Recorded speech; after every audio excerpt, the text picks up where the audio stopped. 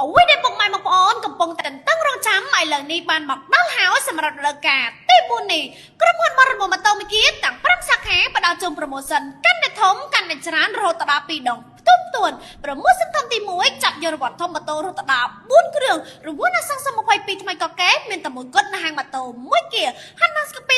25ហាន់ដាប៊ី25ហាន់ដាវ៉ា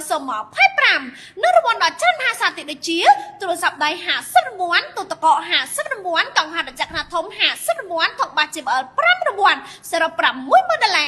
រង្វាន់ធំទី2ថែមលុយសុទ្ធ$100ទូរស័ព្ទដៃជាច្រើនគ្រឿងថែមជូនកាដូ20ម៉ូតប្រចាំហាងត្រឡប់ទៅផ្ទះវិញបូកថែមស្លាកលេខភ្នំពេញការគ្រីឈ្មោះផ្ទាល់និងបានត្រីម៉ូតូរយៈពេល2ឆ្នាំពេញគ្រាន់តែអញ្ជើញមកទទួលសេវាកម្មបរិបូរម៉ូតូពីហាងម៉ូតូមីគីទាំង5សាខា5ទីតាំងសាខាទី1នៅផ្សារអូឡ িম্প ិកសាខាទី2នៅផ្លូវវិញស្រេងចូលមុខសនុសាកម្មវឌ្ឍនៈ1សាខាទី3នៅបរិយាជីម៉ងប្រៃទាចូលតាមស្តុបបុកពលិញណាពយន្តង់សាខាទី4នៅផ្លូវជលេខ4កាញ់ខ្នាតតែផ្លូវឧត្តមនិងសាខាទី5ទីរួមខេត្តកំពង់ស្ពឺ